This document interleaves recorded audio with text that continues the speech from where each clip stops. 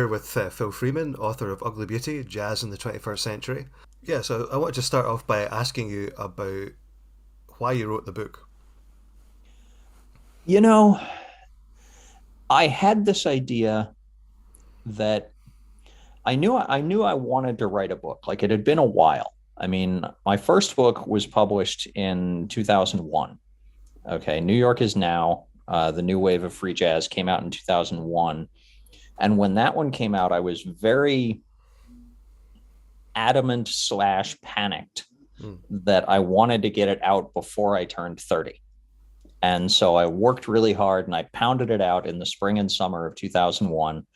And we got it back from the printers in like June or July. And the official release date for that book was September 11th, 2001. I mean, Not the we best time had at the copies time. in the summer, so we were selling them at the Vision Festival and stuff like that. And we were doing okay, getting good reviews and blah, blah, blah. And then it just kind of came out and it continued to do well. And, people like it, but it was just very funny to me that like I needed to have it out before I turned 30. And so I did, but then that was the release date.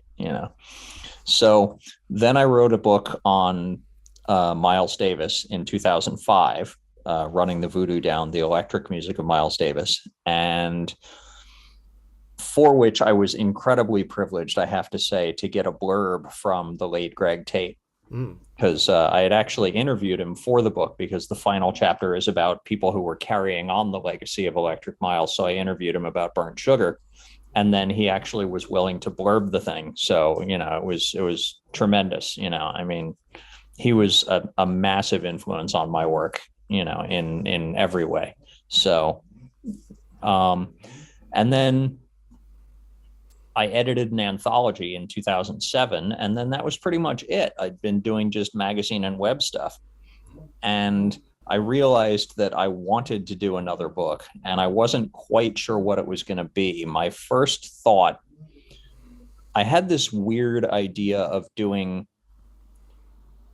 because I've been, in music journalism for 25 years now. I started in 96. I had this weird idea of doing a sort of David Toop-ish journey through the last 25 years of like sort of a, impressions and memories of shows and, snippets of conversation with a particular artist that were revelatory in some way, just kind of collaging a whole bunch of things together around themes. And so I thought about that for a little while, and then I decided that was something that it was too amorphous. I couldn't get my head around it. I'm not that kind of a writer. I am more of a traditional journalist. I'm used to anchoring a story, you know. And so then I said, okay, you know what? I'm going to write about contemporary jazz, because contemporary jazz is very, very interesting. It has been very, very interesting, particularly the last 5 or 6 years, sort of the post Kamasi Washington era. There's a big change going on. The music is growing and changing in very interesting ways with Washington. And to me, the kind of two poles of it are him and Shabaka Hutchings. Between the two of them, there's been a huge change in jazz. And so I wanted to, and there's a lot of ripple effects out from that. But, if you had to pick two people, it's probably them who have had the biggest impact in the last 5-6 years. So I said, okay, let me do that. That'll be my thing. I'll write a book about the state of contemporary jazz, and then I decided that Ugly Beauty was the perfect title for it, because that's the column that I've been writing for Stereo Gum since 2017. I started that in January 2017, and it's been very interesting doing that because I reach an audience of non-jazz listeners. Like the comment section basically every month has somebody saying something to the effect of, I have no idea how to get into jazz, so I'm really glad this column exists because I'm learning about stuff and it's giving me a launch pad. Because how it works is I write an intro, which can be about anything, that's of interest at the moment. And then I review 10 to 15 new albums that month, and so it really just is, without trying to put any agenda across or anything like that. I try and cover a fairly broad range of what's happening in jazz in a given month, and I cover some avant-garde stuff, some really experimental stuff. Then I cover some super mainstream kind of stuff. Sometimes, sometimes I go into the smooth R&B jazz type of area. If I hear a record that really leaps out at me. And so then the idea started to come into shape in my head for Ugly Beauty. Like I said, I'm going to do a book about the state of jazz, and when I started doing that, I immediately said, it's going to have to be sections. So how am I going to break this down? And what I wound up doing was breaking it into traditionalists, which is people who play jazz that sounds like it could have been made anytime between like 1959 and 1966, just very straight ahead. Like you play it for someone who's never paid any attention, and they would go, yeah, that's a jazz record, makes sense to them instantly. They get it. Then there's a section on people who are kind of moving things forward in more experimental directions, blurring the lines between jazz and modern composition. There's a section on people from sort of outside one section is sort of spiritual jazz people, but also kind of at the same time that it's sort of spiritual jazz people, it's also people from outside of the New York community. Some of them are from South Africa, some are from London, some are from LA, and so it kind of covers two things at the same time, that section. There's also a section about people who I think of as being in kind of a DIY punk rock sort of space, in terms of their approach to sound and to composition and to techniques that they're willing to explore. They're much more willing to sort of take a grab bag approach to whatever works, we'll try it, And then there's a section which is just about 5 trumpet players, because I feel like trumpet players are kind of having a moment, in recent years. And the 5 that I chose are all guys who have an artistic relationship with hip hop because of their age and because of the way their creativity manifests. Their music combines jazz and hip hop in interesting ways, and in ways that are not as clumsy as some of the attempts to do that sort of thing in the 90s. Because in the 90s, you had older musicians grabbing onto hip hop as a thing, like, oh, we should try some of that. Whereas with these guys, the guys that I profiled in this section, hip hop is the music they grew up listening to. It's the air they breathe, the water they swim in. And so for them, there's no question that it's going to be part of what they do, and I actually had conversations about that with a couple of them, where I said, because because I just turned 50, I'm right on the cusp of this, where I am just old enough that I can remember a time before hip hop. I can remember the first rap records getting played on the radio in like 1982, 83, 84, and hearing that stuff in, junior high, middle school, and being amazed by it. So, but for these guys who are 10, 12 years younger than me, in some cases, they never knew that world. They came into a world where hip hop was already, not only already existed, but was already dominant culturally. So, for them, it was more surprising that they would be jazz musicians than that they would be into hip hop. So I felt like it was very important to kind of analyze that relationship.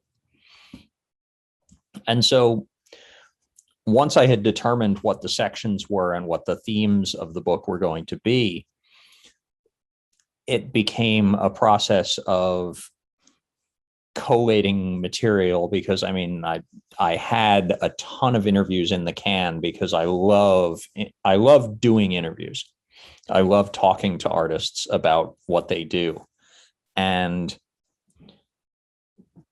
so I had a ton of material, and then I had, obviously I had gone to a lot of shows prior to the pandemic. I used to go out at least a couple of times a month to see bands. So I had notes on shows. I had hundreds and hundreds of albums, and I decided that was going to kind of be the substance of the book, was live performances that I had witnessed would form narrative anchors for chapters, and then, interviews and discussion of albums and stuff like that. But I didn't want to prioritize the albums in a way. Like, I didn't want to do an encyclopedia, like here's 100 jazz records that you must hear from the 20s, from the 21st century. Like, that wasn't of interest to me, nor was it particularly of interest to me to just transcribe interviews without giving any real insight into what I thought about stuff. And I also wasn't very interested in being encyclopedic or in being all encompassing, because I've seen some people have already mentioned, oh, you don't really say much about Europe. No, I don't. You don't really say much about Asia. No, I don't. This is mostly an American book with London acts and South African acts and a few other people in there.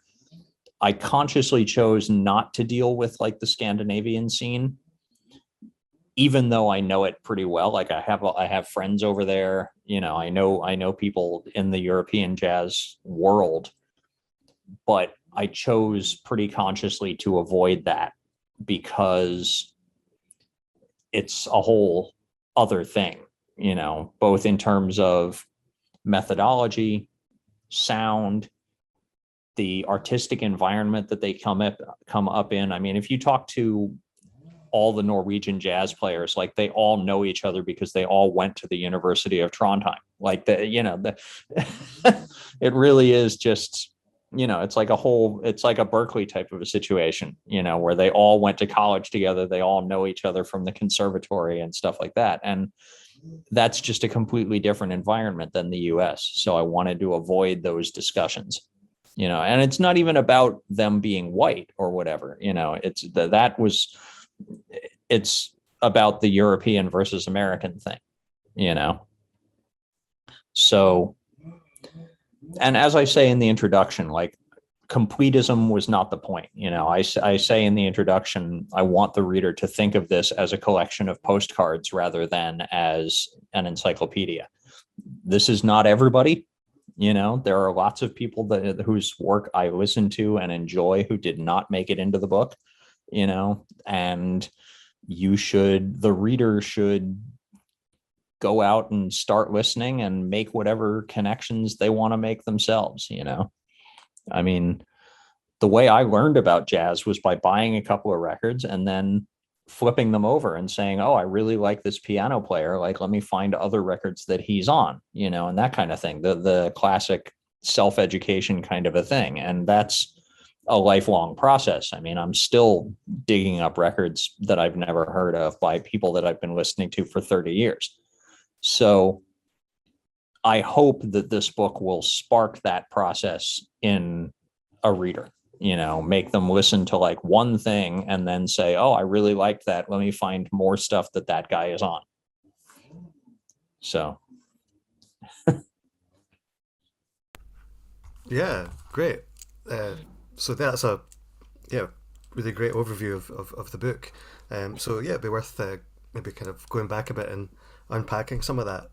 So I think one of the questions is, I'm really interested in is why jazz has had this renewed popularity. That's one of the things you mentioned. Shabaka Hutchings in the UK and Kamasi Washington in America. And you quote Melvin Gibbs, bass player, at the beginning, talking about at a certain point around 2015, the world started to care, the universe started to care. I think that's the quote. Yeah, yeah. And then there's another line you talk about how a lot of the contemporary artists, you're saying it's great music being made by musicians who know how to navigate the modern world and who share the social and political concerns that directly impact their generation. So yeah, it'd be interesting to explore that a bit more in the sense that jazz does connect, particularly the sort of contemporary jazz you're writing about. It's connecting in a way that maybe it hasn't always done. It's maybe seen even the sort of 80s and 90s, and you know, when I was sort of I was interested in jazz coming up, sort of late 90s, early 2000s, starting to get into it, but also trying to get over this perception that it's like it's old. Yeah, People's yeah. music. I think there's a lot of factors at work. I mean, I have to admit, it was genuinely shocking to me to when I went to see Kamasi Washington play at the Blue Note in New York in 2015. It was basically the record release shows for the Epic. He did like a couple of nights of shows at the Blue Note, which is for those, you know, watching this who've never been there, it's a small New York jazz club, holds, I'm going to say 150 people tops. It's a little place, you know, it's a tradition, which is most jazz clubs are. And when I got there, it was completely packed out. And most of the audience, like, I'm used to being on the young side when I go to a jazz club. Like, that's been my experience for years, is that I'm generally on the young side. I was on the older side at that show. There were a lot of people in their 20s, you know, 20s and 30s, couples. And I literally overheard conversations between groups of friends who had booked out a table for the gig, you know, and they had never been to a jazz show before and were discussing how one was supposed to act at a jazz club, like versus a rock show. You know, they were literally figuring it out as they went. And there was this sense of uncertainty and, you know, and social protocols that I really found kind of fascinating to observe. You know, like it was like watching people, you know, furniture shopping for their first house, you know, in IKEA or something. You know, it was like you're watching someone blossom into adulthood. It was very weird in a way, but also kind of endearing as an old person, you know, as someone who's now an old person, I guess.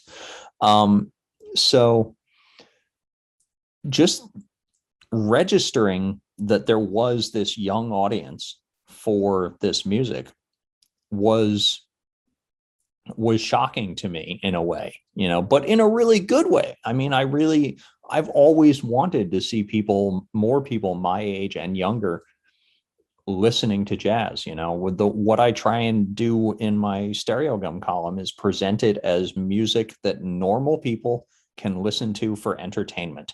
It's not homework. It's not, you know,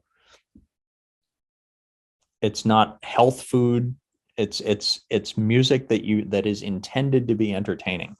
And I'm glad that this generation has figured that out. And I'm glad that the musicians from this generation have figured out a way to get that message across. And I think social media has played a big role in that. I think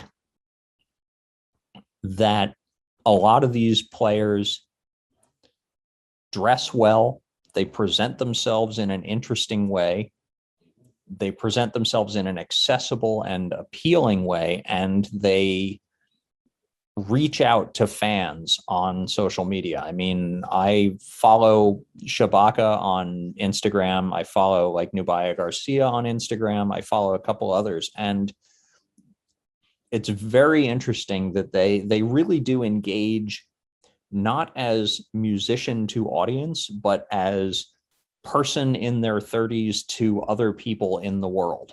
It's they understand the terms of the exchange, and they present themselves in an open and friendly way, and never seem to be talking down to their audience or doing anything, like cringy or desperate on social media. It's very cool to see that.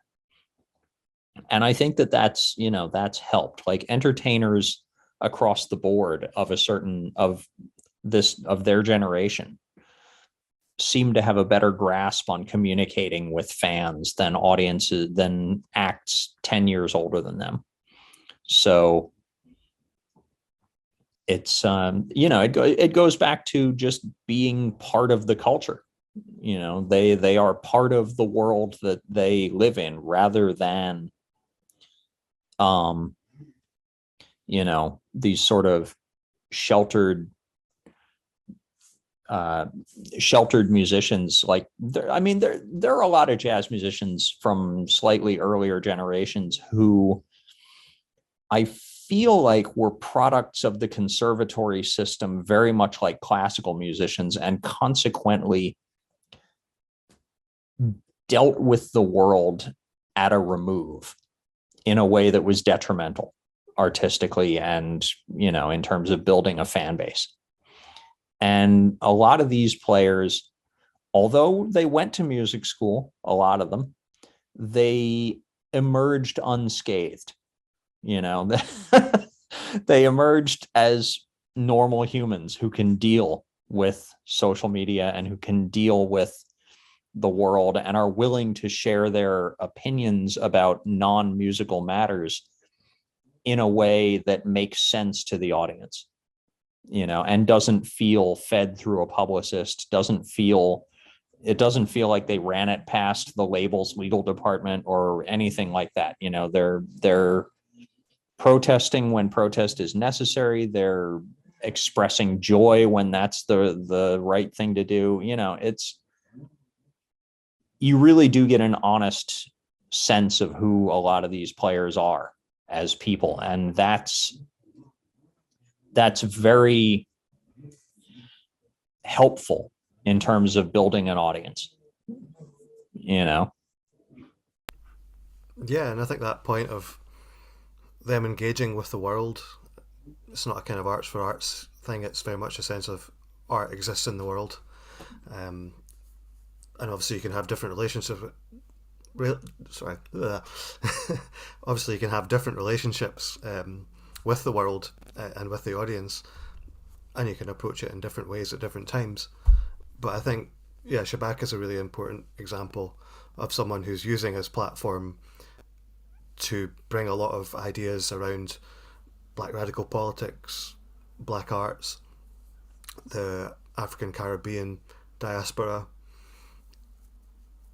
He's really helping bring that to the fore, both through the music, but also obviously having an album called Your Queen is a Reptile, attacking sort of British imperialism and the monarchy, and celebrating black women instead.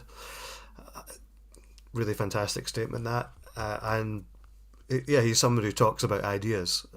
Obviously you get that with people like Moormother as well, who you reference. And many of the musicians that are in the book doing similar kind of things, raising consciousness. Yeah, exactly. I mean, one of the guys that I've been tremendously impressed by the last couple of years is Ndudzo Makathini, who's from South Africa, who is a musician, but also an educator and literally a healer in his community, and so he has some very interesting things to say about a kind of non-Western approach to the role of the musician, not just as, okay, I'm going to get on stage and play the piano for you, and for an hour, and that's the beginning and end of the exchange. That's not how it works at all with him. It's very much about being part of the community, being part of the country, being part of the world, connecting with anyone who's interested, and sharing something deeper than music. I mean, he said something recently on Twitter about how in African culture, in non-Western cultures, the discussing music is only one part of, a kind of 360-degree ritual, that encompasses one's entire relationship to life in a way, and it always brings me back to a very famous quote from Cecil Taylor, who said in an interview in the mid 70s, about his performance style, because, if you ever saw him live, he would begin a lot of his shows by reciting poetry. And sometimes he would begin by reciting poetry like backstage, and you would hear him before he came out past the curtain, and then he would like walk around the stage kind of reciting as he went, and only gradually get to the piano. And there was this famous quote from him in this mid 70s interview where he was talking about how that's part of the whole thing. And, the line was, he says, you don't simply walk to the piano, there's got to be more to it. And I feel like that's an approach that a lot of these people are taking. They don't exist just to play their instrument, that's just one part of the total experience, or the total message. And I find that very inspiring. The idea that leading a creative life means taking the same attitude, the same openness that fuels your creative endeavors, and trying to keep that a part of your entire life, and in a weird way, I feel like pandemic life, the past 2 years, has inculcated that in a lot of people. I feel like a lot of writers I know, a lot of, almost all the musicians that I know are, and even people that just work regular jobs but have other interests, they are reprioritizing in some major ways. They are saying, I am not my job. I am not what I do to make the rent. I am interested in these other things, and I'm going to prioritize that stuff to a greater degree than I have been. And if that means that I need to change my job, if that means that I need to move, or whatever, like, if, people are unshackling themselves from their role in capitalism in a lot of different ways. And I find that very fascinating and very inspiring. I think it's a very positive development. It's the kind of thing that we haven't really seen since probably the beginning of the 20th century, sort of, like post-industrial revolution, like labor struggles and things. People really are like saying fuck you to their bosses in a big way. And it's very I don't think that's anywhere near finished shaking out. I think 2022 is going to be a big year for that kind of thing. And it's going to be very interesting to observe and to see what the role of the arts becomes in that sort of newly, not enlightened, but in a reshaped society, because the record industry is in a lot of trouble, but people will never stop loving music. So what is the role of a musician in the next iteration of, Western life? Like, do people stop accepting the idea of the star system, of, oh, that guy's a famous saxophone player, and does it become, there's this guy in my town who's a really good saxophone player, that kind of reversion to ground level. I'm very interested to see if that's going to happen. Yeah, because the economics of jazz are an interesting one. It's always been a struggle, and particularly in America, where you don't have the same level of subsidy in Europe. I mean, you mentioned the Scandinavian scene, and obviously one of the reasons for its strength is the fact that you've got good music education, you've got a good welfare state, and in Britain that's been hacked away at, and we're very lucky we've got some organisations like Tomorrow's Warriors that do support the next generation coming through, and there is that infrastructure there. But it's harder and harder to promote the music, to make a living through the music. That's not necessarily anything new, but particularly with the pandemic, people not being able to tour, I suppose the need for community becomes more important than ever. Yeah, I mean, the entire music world sometimes feels like a giant mutual aid society at this point.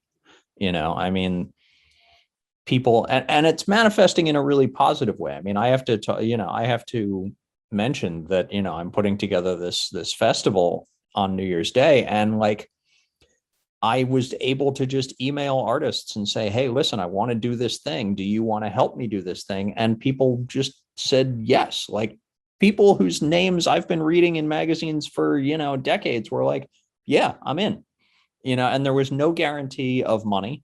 It's just like, do you want to make some art? And I will help you share the art with whoever wants to see it, and people really respond to that, and the trick is to figure out a way to make it in some way at least sustainable, because I feel like artists, generally speaking, never think of the idea of getting rich. Like, no, they think about the idea of sharing their art, and if there's money, fantastic. End of the day, that would be great. But if they manage to touch someone with what they're doing, that ultimately, for a lot of them, becomes just as rewarding. And it's a mindset that has always been a little bit alien in Western capitalist society, but is becoming more common. I mean, it's part of what I was just talking about. The pandemic has shaken people's mindsets in a lot of ways, so that they're more open to saying, I'm going to do this because it's going to be a meaningful experience, rather than I'm going to do this because I'm going to make, a couple $100 out of it. It's people's priorities are shifting, and they're becoming more artistic in that sense, more open to experience over financial reward. Yeah, and I suppose the collapse of the music industry is that we're left with like 3 major labels now, and jazz doesn't necessarily have much presence in that, if it ever did, in the last 50 years, say. But obviously there are a few breakout artists, but they're not, on a kind of Beyonce or Rihanna level. Right. So do you think that in some ways leveled the playing field to some extent, in that there's less prospect of getting huge and famous, so there's less kind of need to make a commercial record per se, that you can have more artistic freedom? Yeah, absolutely. I mean, I think back to an interview that I did a couple of years ago for my podcast, where I talked to Tia Fuller, who's a saxophonist, and she was actually part of Beyonce's all-female touring band for several years, and Beyonce hired a bunch of amazing instrumentalists, and put them on the road, paid them star level, like really really good salaries for a couple of years, and they did interesting work. Tia was talking to me about how they worked on arrangements for the songs, and stuff like that. And how, Beyonce would come into the rehearsals and listen and approve and then make changes, and they would, redo the rehearsal and come back. It was a very fascinating process to hear about. But what was interesting to me was it didn't in any way impact the music that Tia made under her own name. When it came time for her to make another record of her own, she didn't go in saying, "Oh, I'm going to make an R&B record and see if I can get major label interest and see if I can push it to radio and blah, blah, blah." She said, "I'm going to take the Beyonce money, basically, and I'm going to make the jazz record that I really want to make. I'm going to do my art on my terms and just know that I'm doing it from a position of relative security because I had this other thing behind me, And so that, I think, is true of basically everyone that I talk about in this book, is that they are not in it for any reason other than the love of making this, making the kind of music they want to make. They're all, to a man, to a woman, they are operating on their own terms, and saying, "Here is my art. I hope you like it." But that's as far as they're willing to sort of extend. They're not like, "Here's my thing. I made it in the hopes that it would get on the radio." It's like, no, this is what I'm into. If you're into it, great. Yeah, and I suppose the other side to that artistic freedom thing is the kind of jazz wars of the 80s and 90s are kind of over. And it's interesting that you quote Stanley Crouch at the start of the book. The late Stanley Crouch, just to explain to anyone who is unaware, was a jazz and cultural critic who started out in the 70s as an avant-garde drummer, hanging out in the New York loft scene. But at a certain point, he became very traditionalist, developed this idea, of if it's got no swing and no blues, it's not jazz. And he became a mentor to Wynton Marsalis and that kind of neoclassical idea of jazz that was very prevalent in the 80s and 90s and still has an influence on music education conservators, certainly here in the UK to some extent. Still influences a lot of what the idea of what proper jazz is, playing standards, dressed in suits. That's opening up a bit now, thankfully, but certainly in the sort of world of contemporary jazz, that's kind of exploded, and the jazz police don't have the same kind of influences they used to do. Do you think that's a factor there as well?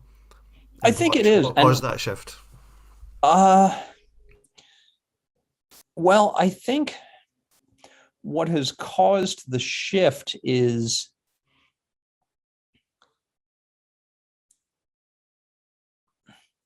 it's very weird because on one level, I really almost wish I had been able to get together with Wynton Marsalis. I've always wanted to interview him, because I feel like there's a lot to talk about there. Because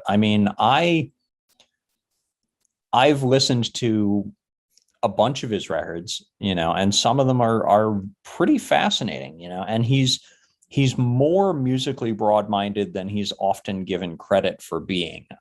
Yes, he says this is jazz and this is not jazz, but he's no longer saying this is jazz, this is not jazz, and jazz is better.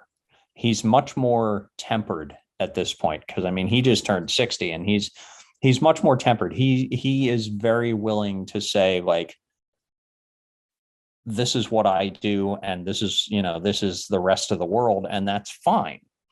And I think that's the approach that an artist should take. I think an artist should say, I do this, I don't do that, and that's fine. You want to do that, go do that, do whatever you want to do. And as I say, I think Wynton gets there was a time when the industry was pushing him really hard, but and he still obviously has institutional support. I mean, Jazz at Lincoln Center is a huge thing, but they have managed to bring a surprising amount of music under their umbrella. I mean, Matt Shipp has played at Jazz at Lincoln Center's, Rose Hall, and Henry Threadgill was supposed to play, but then the show was canceled, I think, due to illness. But he was scheduled to do like a premiere of a really big piece, and they've done programs devoted to South African jazz. They've done programs devoted to Ornette and Mingus, and they have done a lot of stuff that you would not expect. A lot of people think that Wynton is only interested in Armstrong and Ellington and Charlie Parker, and that's it, but there's a lot more to him than that. I mean, in the liner notes to his first album, he was talking about, how he saw his own role in terms of being the next step in the lineage of the jazz trumpet, and he talked about Louis Armstrong. He named a bunch of names, and it was like, yeah, Louis Armstrong and blah, blah, blah. But he also named Don Cherry in that same list in 1981. So, I mean, his ears have always been open to a degree. It's just the quote that gets, the quotes that get quoted are the ones that are the most headline grabbing. That's how writers work. I know, I am one. So I do, but yeah, I think that what's happened over the years, though, is that as Jazz at Lincoln Center and Marsalis and people in his circle have become institutionalized to a degree, they have become not irrelevant, but their younger jazz players don't feel like they need to take a stand for or against what he does, because they are down their own path. There was, I mean, other players who came up in the 80s needed to contend with him because they were his direct competition. That's not the case for, somebody like Jamie Branch. She doesn't have to deal with the legacy of Wynton because she is on a totally different path. She's making music that, to me, calls back to 70s loft jazz, but also has an element of punk rock to it, and even electronic noise music, with her band Anteloper, which is like trumpet and synth and drum machines and all sorts of stuff. So it's a totally different thing. It's kind of, how would I put it? Like in rock terms, I would say it's like being in a basement punk band and thinking that you need to, in some way, contend with the legacy of the Foo Fighters. You don't. It doesn't matter. Do your thing. You'll reach your people. Yeah, absolutely. And I think, it's nice that you take the Crouch quote, him saying mainstream jazz can now mean anything. It's whatever you can get away with. And he kind of means that as a criticism, but I suppose to you and to me, it's like, well, yeah. Yeah. Great. You say that like it's a bad thing. Yeah. Yeah. And I suppose another important aspect is, I mean, you mentioned Jimmy Branch and Brandy Younger and many others in the book, Mary Halverson, Nicole Mitchell, Tamika Reed. The gender issue is changing in jazz.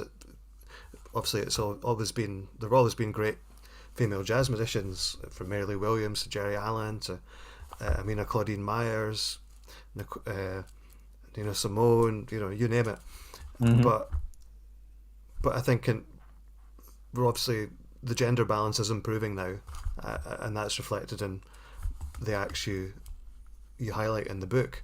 So again, any thoughts on where that has changed? What's kind of helped change that, make that a positive development?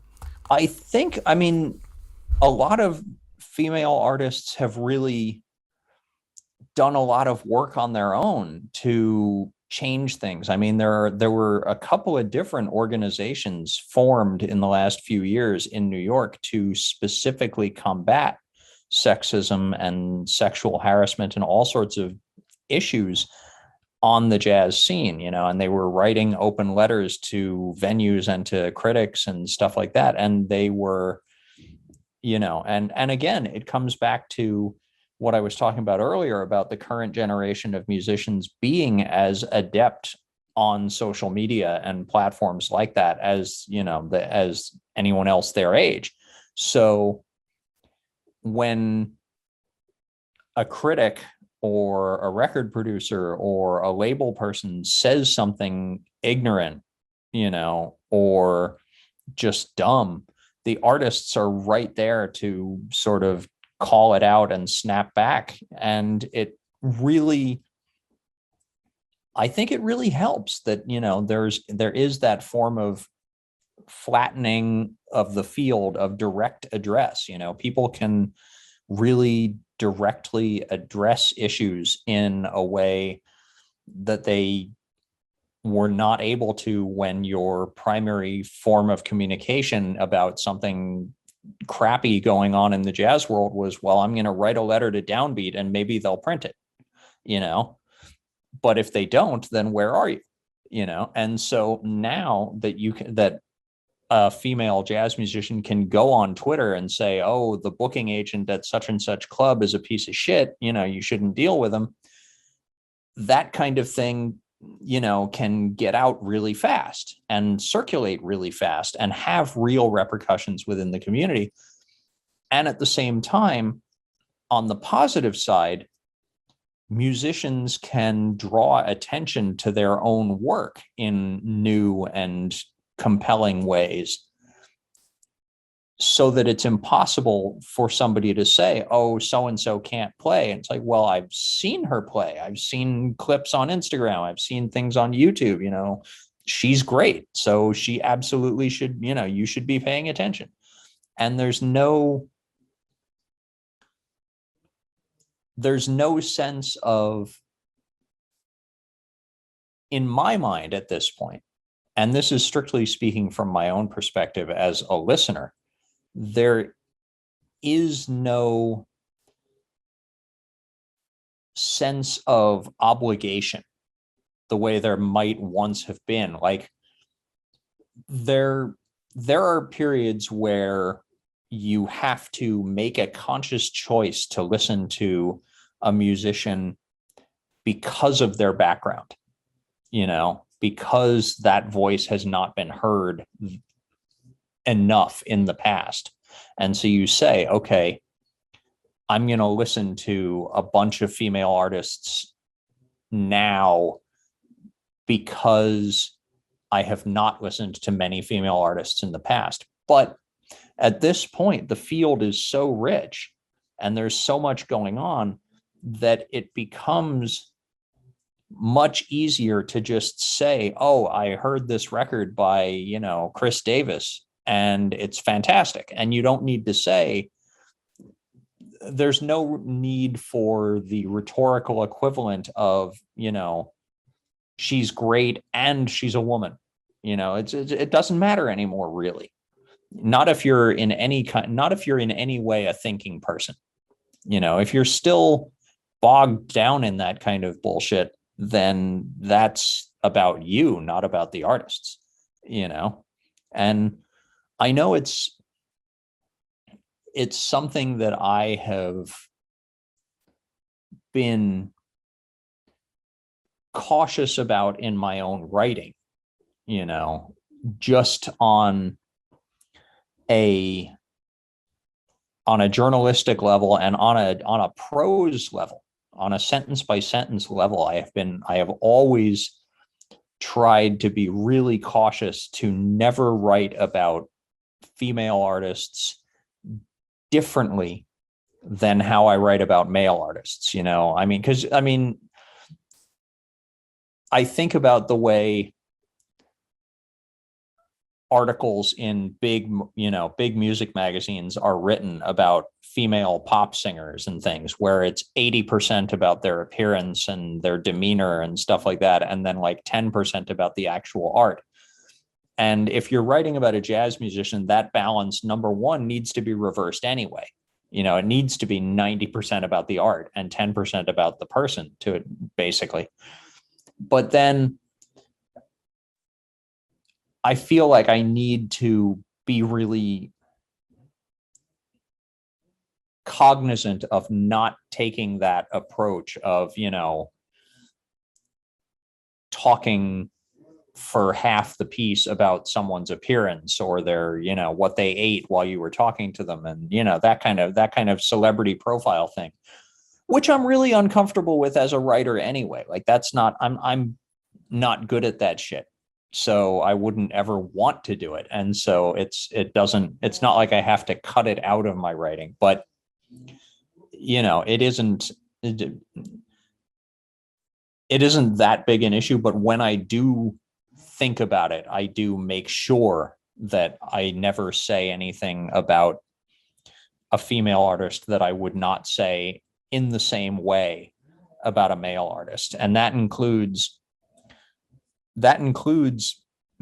coming down to things like certain that I've seen in other people's work, like only comparing female artists to other female artists and things like that, which is a really dense thing to do. I mean, there is no reason to do that, so I feel like it's important to think about this stuff, but what's really important is to think about it and internalize it so that you don't have to think about it anymore, so that it becomes habit in your own listening and in your own writing. That's one of the biggest things, I think, for me, is to, and if anybody is listening to this who's starting out as a music journalist or something, that's the biggest thing, it's just like practicing an instrument. You develop muscle memory at a certain point. Once you've, played the same scale 1,000 times, you can do it without thinking and watching your fingers. And that's what you need to do in terms of writing, is you need to think really hard about gender stuff in the beginning, and gradually you will get to a point where you don't need to think about it anymore, because you will have ingrained it in yourself, and you'll be approaching things in a more rational and even-handed manner, out of habit. It'll just be who you are as a person, and that's where you want to get to. That's what I'm, that's what I try, what I'm trying to get to myself. So. Yeah, and I think in terms of the economic side of things, which we touched on before, class is something you bring up as well, in terms of opportunities and barriers as well, that are in place in terms of music education, just having time and space to practice as well, and develop your art. It's a huge factor, and something that people don't always take into consideration. Something I noticed Amirta Kadambi talking about on Instagram today, that kind of idea of having that space and that time. It's certainly something in British discourse that's brought up a lot, in the sense that with the cutbacks since Thatcher of the welfare state of arts education, people don't have the same kind of time and space to think and develop their art, and also sustaining it once you're actually making it, and once you've established yourself. How do you turn that into something sustainable for yourself and for the community around you? It's a huge issue at the moment. Yeah, I don't know how musicians survive in New York. I mean, I'll give you a concrete example. I went to Sam Newsom. Sam Newsom is a soprano saxophonist, and I went to his house to interview him and his wife who is a violinist, for the podcast that I do. And while I was there, I saw this thing in the corner that I can only describe as a soundproof coffin, a stand-up soundproof coffin. And that was where he practiced his soprano saxophone. He walks into this thing, which is literally, it's the size of a coffin, and closes the door behind him and plays in there, because otherwise the neighbors will hear it.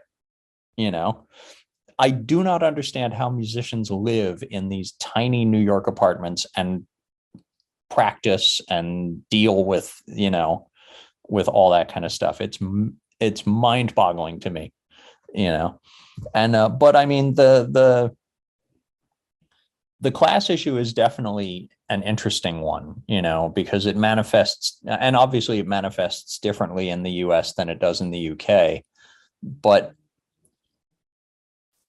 I feel it in my own life in a way, because I mean, I am a barely high school graduate, and didn't really go to college, didn't have any kind of formal education in journalism or music criticism or anything else. And somehow, because it was the 1990s, was able to build a journalistic career just based on being a decent writer who never blew deadlines. Those are my only qualifications. Like I said, I will get you clean copy on time. And somehow I've managed to continue doing that. And now I am at a point where I've, people know my name to a degree, which it's funny, because I saw one day a reference to myself in somebody's social media post as a prominent jazz critic, and I laughed out loud, because I have always felt like an outsider in this world. There is definitely an academic side to music criticism and to jazz criticism that I am absolutely not part of. I am, at one point I used to refer to myself as the only jazz critic who can drive a forklift, because I used to work in an auto parts warehouse and load mufflers and exhaust pipes, and then write at night. And I think that's probably still true. I'm probably still the jazz critic who can drive a forklift, but and I think that there are maybe some musicians out there now who come from for real working class backgrounds, in the US. I'm not too sure about that. I haven't really had that conversation with too many people, but I know a lot of players come through like the New England Conservatory and Berkeley and the New School and places like that, in fact, I had a very interesting discussion one time with on my podcast with Shabaka Hutchings and Nubaya Garcia and Yaz Ahmed. I interviewed them all together in 2017 or so. And I pointed out that all three of them were the children of immigrants to the UK. Okay, from Bahrain, from Barbados, and from, I think, Guyana is where Nubaya's parents are from. And in the UK, because of the social safety net that you guys have in place, whatever condition it may be in now, and this was pre-Brexit, so things have probably gotten worse. But what was fascinating was that it was okay for the children of immigrants to tell their parents, yeah, I'm going to go to, I'm going to go and study and become a musician. I'm going to go to music school and this is what I want to do. Whereas in America, the children of immigrants are like, in such a parlous state in so many ways that there's no way that a parent would put up with that shit. They would be like, no, you need to get a job. You need to make some actual money because we are struggling here, and there is no time and place for indulgences like learning to play the saxophone. So it was a whole different thing. Mm. Do you think the legacy of, I mean, you touch on the legacy of the AACM, the Association for the Advancement of Creative Music in Chicago, which has obviously had a huge aesthetic influence on a lot of the artists you talk about, particularly in terms of exploding the idea of what a jazz musician is, what a black musician is, embracing music that might be coded as white and European, in the case of people like you mentioned, the Hemphill and Threadgill, Henry Threadgill, and Anthony Braxton's another one who's contended with that throughout his life. And this is something obviously George Lewis has written about a lot, in the idea of black experimental music.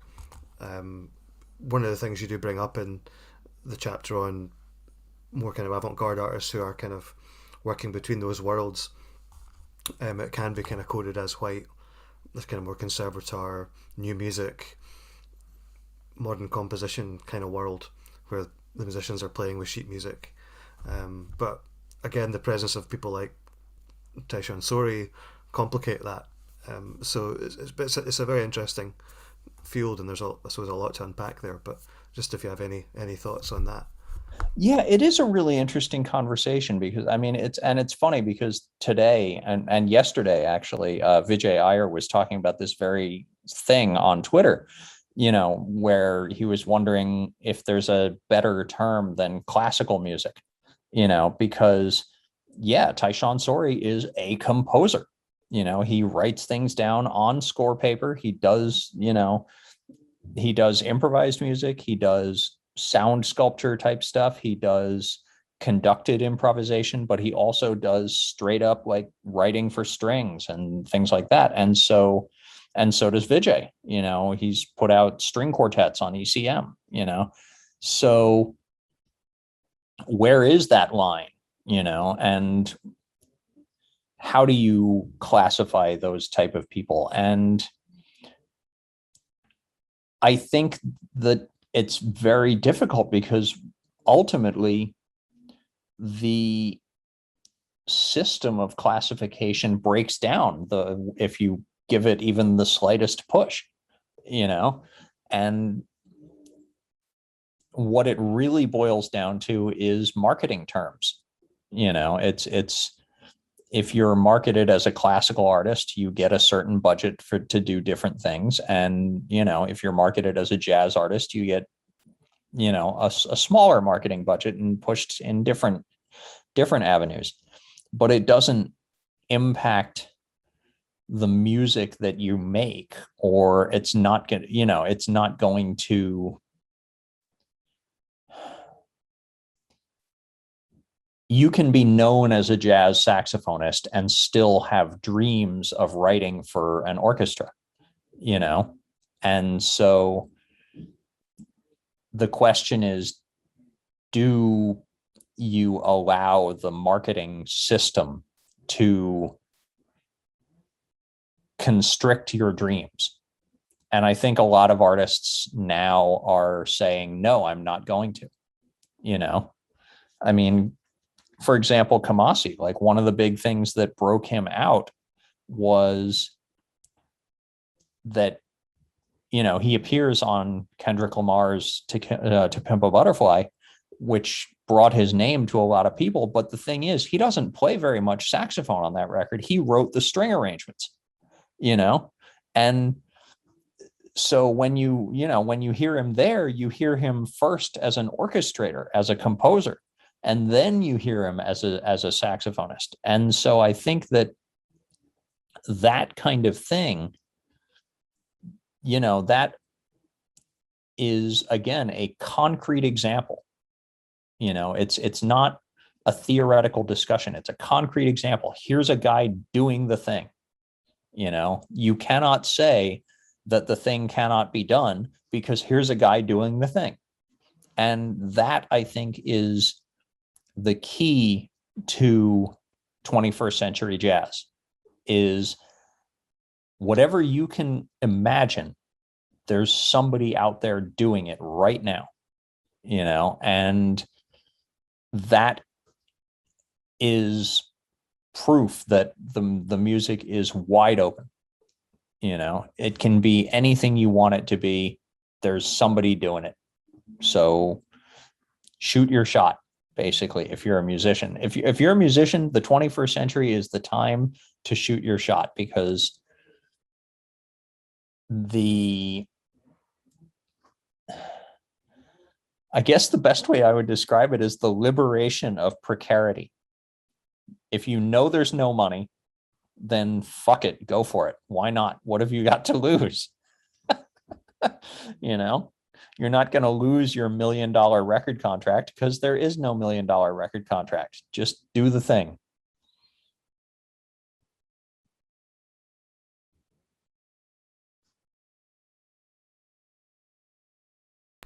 Yeah, I think that's a nice place to wrap things up, unless there's anything else you want to add there. But No, that's, yeah, man. cool. Yeah, no, I mean, I think that question has been something that's fascinating me lately. With I don't know if you saw the George Lewis piece he did for the proms in London. No, I didn't.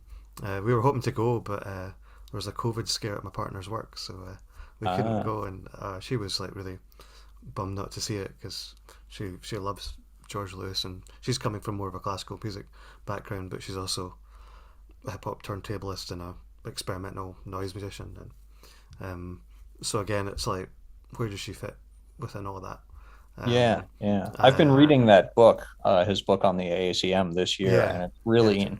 I read that, and I also read a book about the Black Artists Group from St. Louis, I'd which like to read Uncle that and one, Oliver actually, Wake came out of. Yeah. Just incredible stuff, Yeah. And again, those guys were guys who just refused to accept any external boundaries on their art. They're just like, I'm gonna do this thing. If I can find someone to pay to buy a ticket or whatever. Yeah. And that's what it comes down to with Tyshawn as well. Is when I interviewed him for The Wire a few years ago, I did an invisible jukebox with him. Oh yeah, I remember and that. he said that was the biggest lesson, more than concrete lessons in how to compose or anything else. The biggest lesson he took away from Anthony Braxton was, if you have an idea, execute it and see if you can get someone to listen. But do the thing, and if somebody wants to check it out, great. But the most important thing is to not let your ideas languish because of a perceived lack of public interest. Yeah.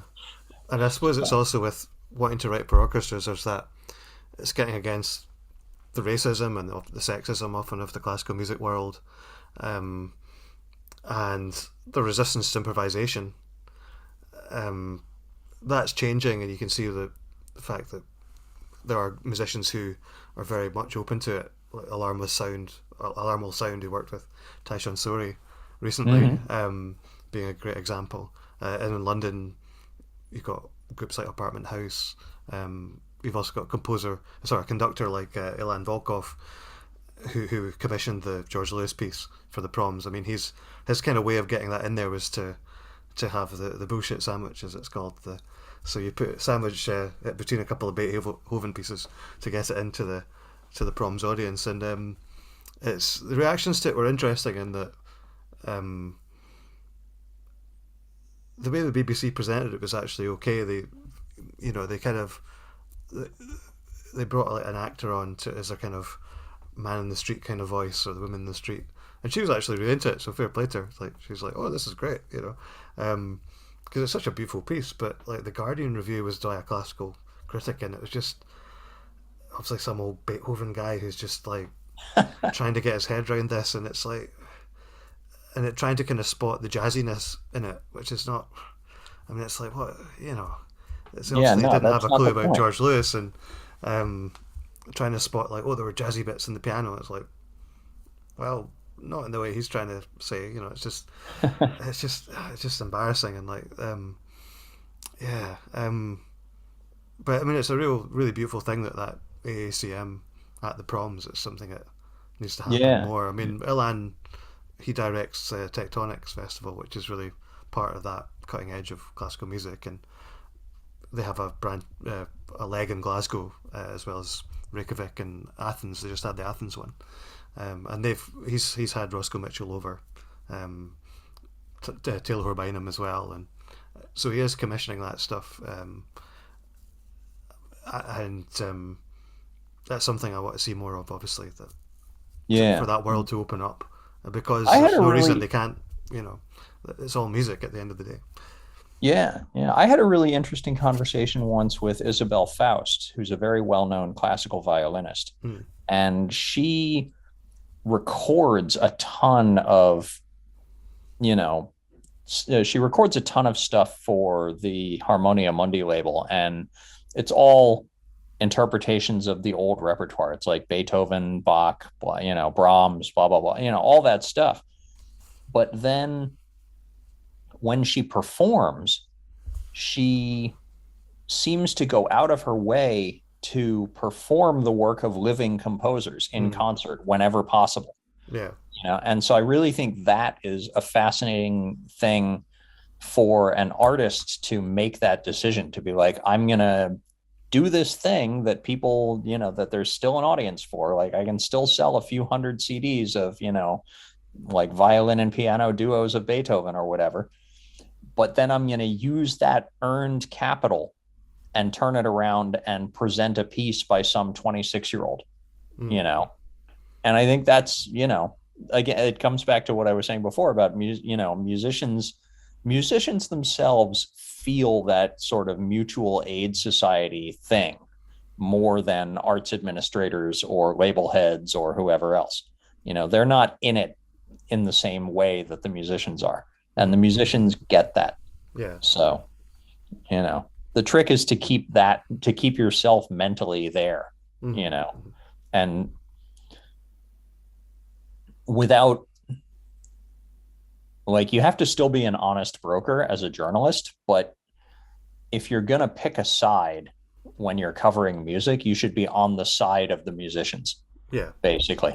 Yeah. Because they seem to have their shit together mentally more than like the head of the label. Yeah. So anyway, man, it was good to meet you, man. Yeah, you too. And we're hoping to make it over to New York next year for Vision, as you've just seen the Wadada. If you're through for that, that should be cool. Yeah. Yeah. So. All right, man. Have a good holiday. Yeah, you too.